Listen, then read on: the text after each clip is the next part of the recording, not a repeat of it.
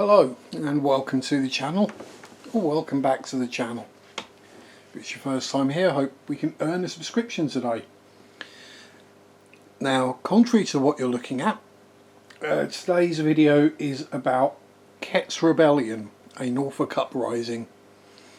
And the reason you're looking at one of the fish tanks is because I'm going to be doing a lot of reading from my notes, and the fish and the tank are prettier to look at than the top of my head. Now, this isn't just going to be Ketts Rebellion, although we're going to go fairly deep on that. At the end of the video we will be looking at some of the paranormal events surrounding, or believed to surround, what happened. So, hope you've got a drink or a beverage or something to snack on, because we may be here a while, but here we go. So, the Norfolk Rising, Ketts Rebellion. It's one of Norfolk's most momentous and bloodiest historical episodes, but it's got all the key ingredients for a good yarn. Born in 1492, Robert Kett was a respected farmer and landowner, not widely known beyond his local area of Windham, which is spelt W-Y-M-O-N-D-H-A-M, Norfolk spellings for you. And the main reason for the rebellion was the enclosure of common land.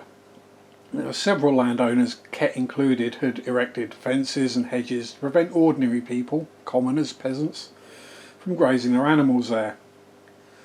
On Monday the 8th of July 1549, yes, we're going back a long way, a group of men started tearing down fences, including those of Mr. Kett. Unlike most landowners of the time, he actually listened to their grievances, agreed that it was wrong, and proceeded to assist them in destroying the fences that he had put up. Now, at the age he was 57 at the time, relatively wealthy, married man and a father, he then made a remarkable decision and became the leader of the rebels. The very next day he led them on a journey to Norwich after setting off from what had become known as Ketts Oak between Windham and Heatherset, and Ketts Oak is still there to this day. If you drive up the old A11, it's on the left hand side. It's a very old gnarled looking oak tree, and it's got a little fence around the base of it to protect it, and a scaffold holding one side of it up. Not surprised, if I was that old I'd probably need a scaffold as well. The rebels, which were including his elder brother William, camped up on Mousehold Heath overlooking Norwich for almost 7 weeks. At the peak the camp may have held over 15,000 people, temporarily outnumbering the population of Norwich, which at the time was the second largest city in England after London. Visits to Mousehold by the Mayor of Norwich, Thomas Codd, the future Archbishop of Canterbury, Matthew Parker, and a royal herald all failed to get the crowds to disperse.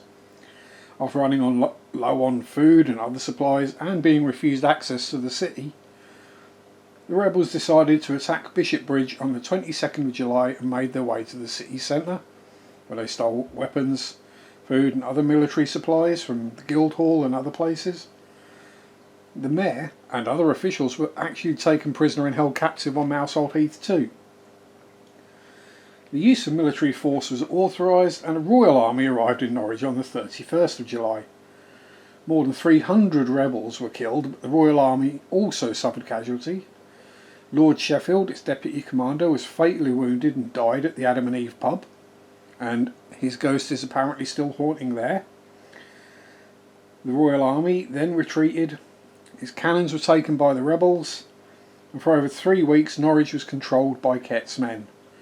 A second royal army, numbering in the region of 12 to 14,000 men, including 1,500 to 2,000 cavalry and mercenaries from as far as Italy, Spain and the Netherlands, Holland, arrived in Norwich on the 24th of August.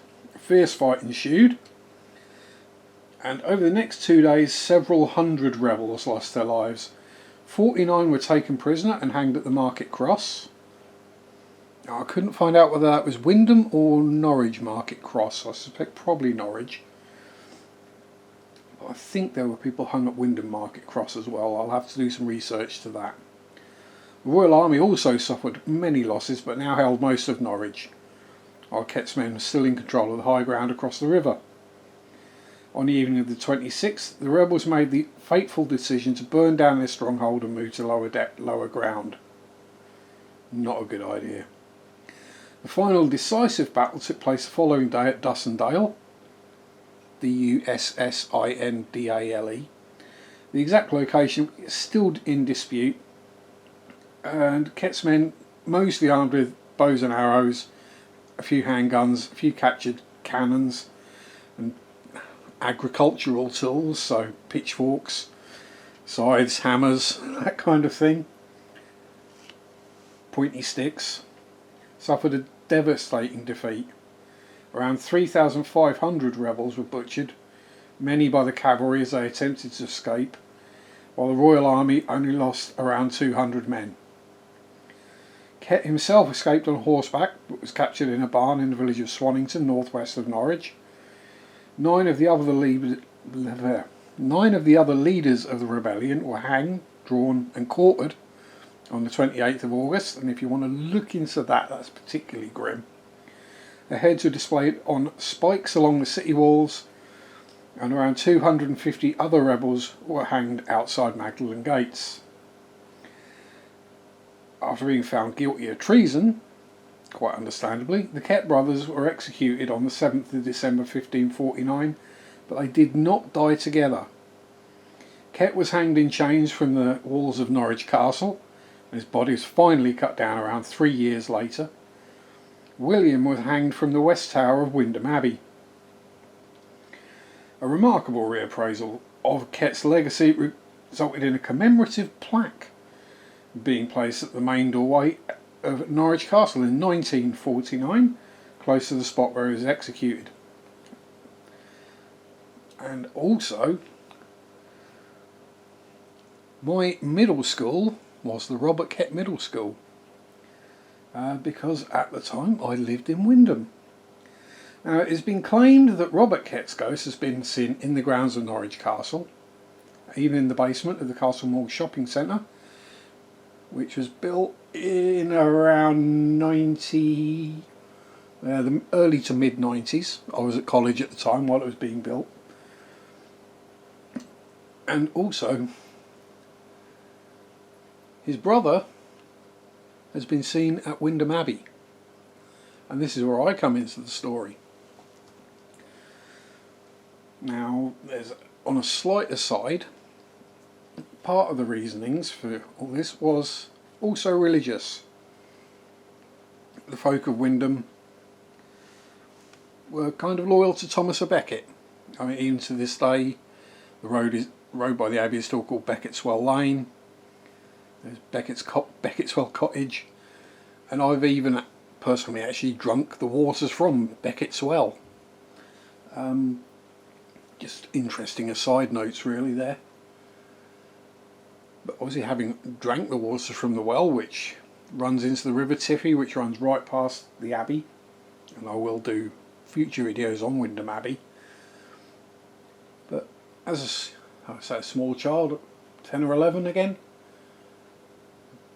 hanging out in the dark, not at night, but winter time, so it gets dark silly early here, and with a couple of friends, and we saw a figure walking slowly along the battlements, as it were, of Wymondham Abbey. Now, we weren't sure whether it was a monk, or what we assumed a monk at the time,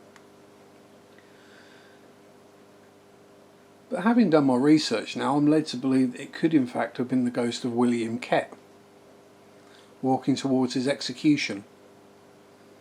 Now, I don't know whether it's a intelligent, a communicative spirit that you can interact with, as it were, or whether he's just that memory has been burnt in, and that's what happens. It's been reported seen by several other people, so it's fairly well documented that it's a thing. However, no proof has ever been gotten, no photos exist, and I'm going back 30 odd years, so yeah, I didn't exactly have a mobile phone or a camera back then either.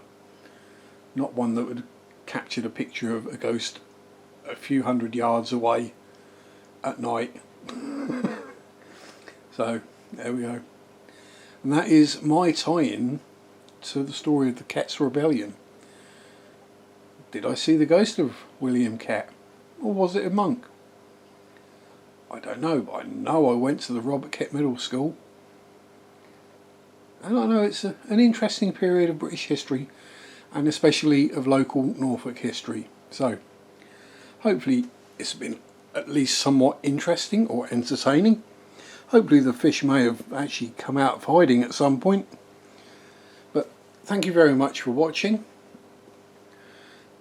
Like, comment, subscribe. I hate saying all this stuff, trust me. But you have to. If you've got any comments, questions you'd like to put in stick them in the comments below. If you've got any future Norfolk history you'd like me to look into and maybe do a brief video on that as well, let me know. Channel memberships are also open, so if you wanted to, you could join for the princely sum of 99p a month and support the channel and myself. But again, thank you very much for watching. Hopefully this has made some sense. But have a good time, enjoy yourself, stay safe, peace out, rock on, bye bye.